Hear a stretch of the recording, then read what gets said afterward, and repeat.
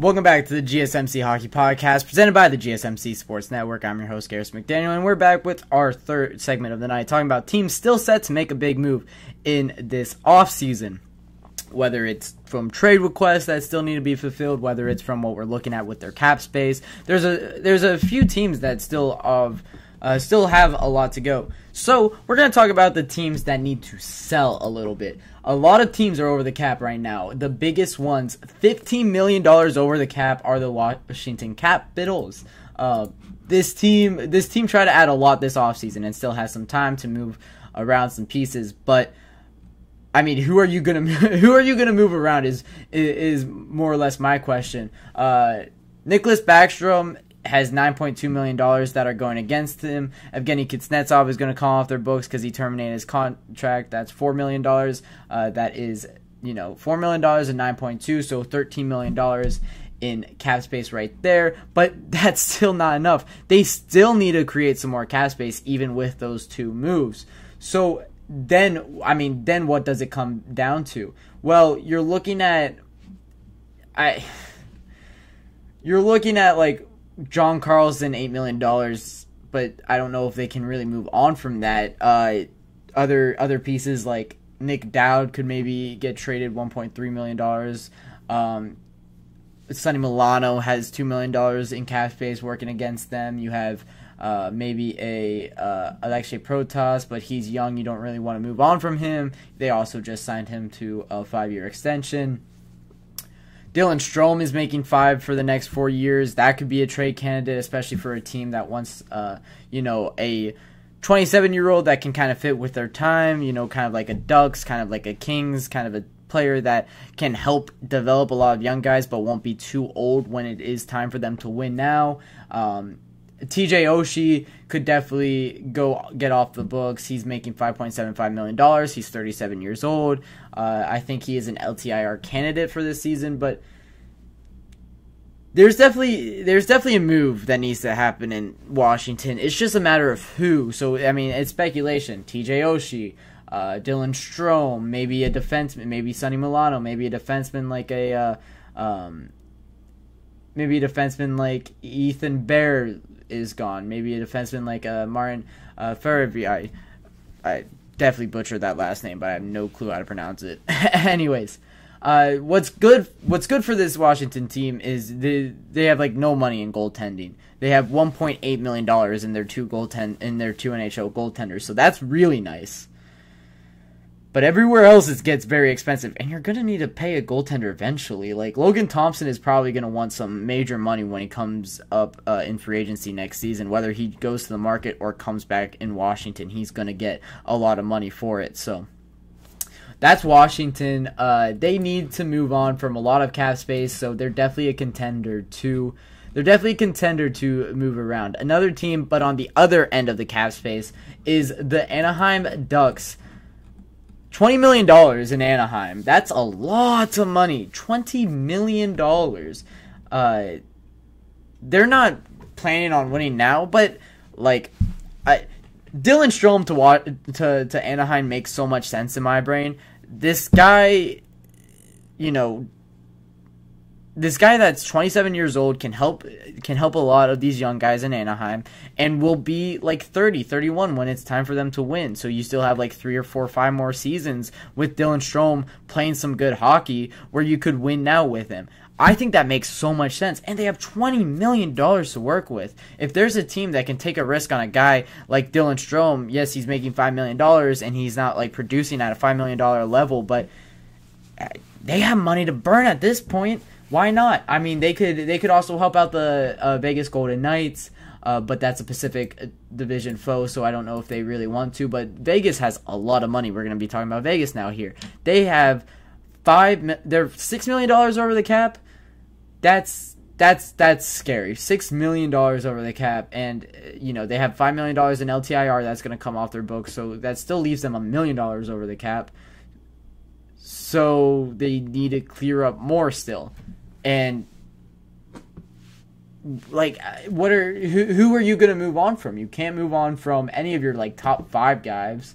And then when you look at their depth, they're not making that much money because they haven't been able to pay depth that much money.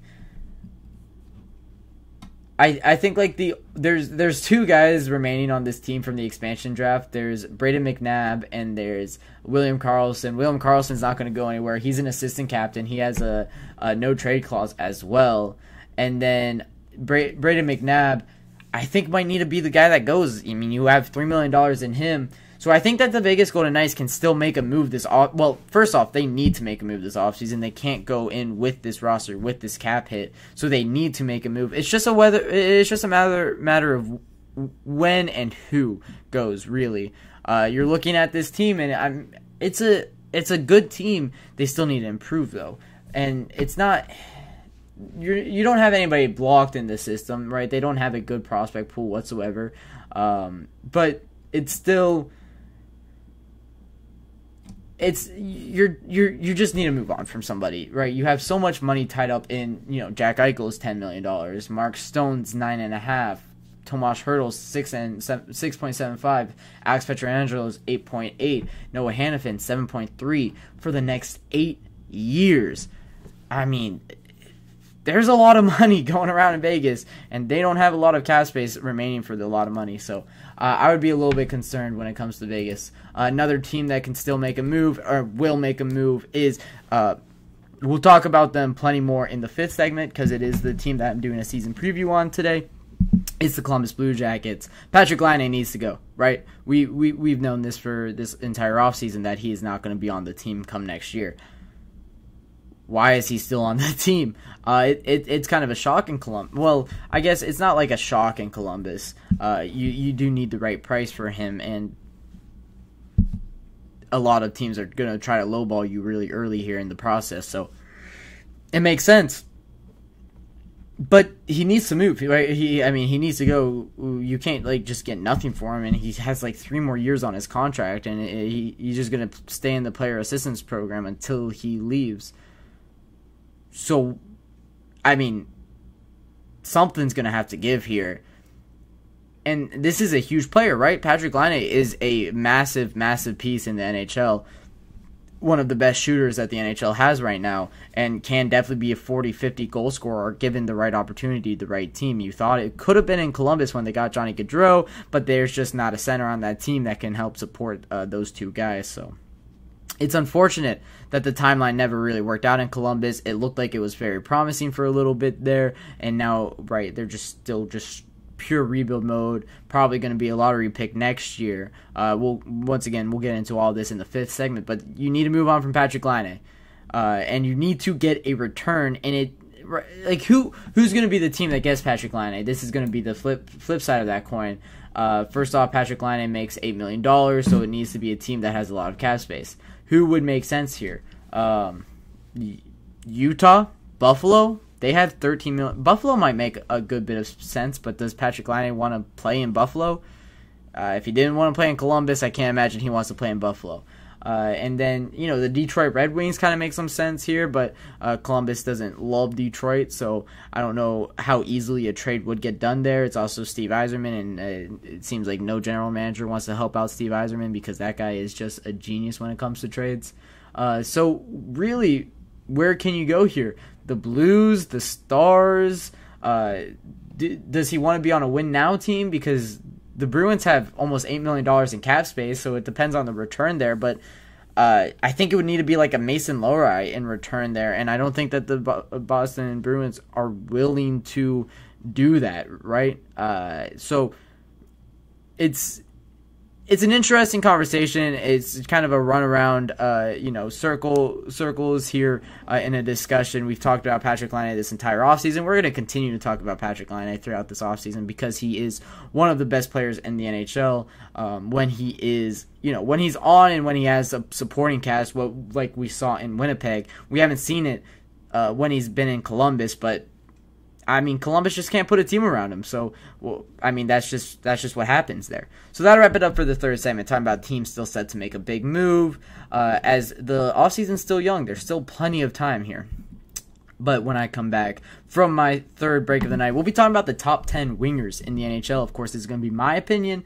So it's a subjective list, not an objective list. We can disagree on it, but we'll get into that after my third break.